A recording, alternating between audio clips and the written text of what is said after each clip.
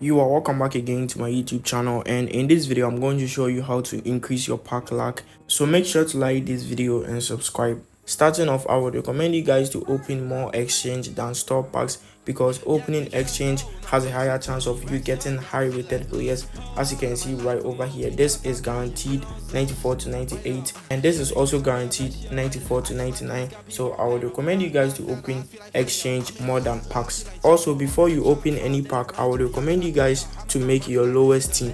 As you can see right over here, I have made a 78 overall rated team. So just do the same before you open any pack to increase your luck.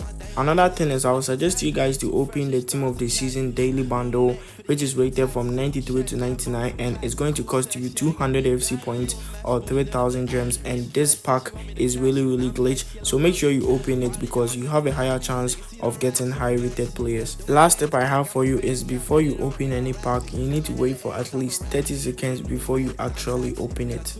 So that is the end of the video, but let's end it by opening some 94 to 98 exchange.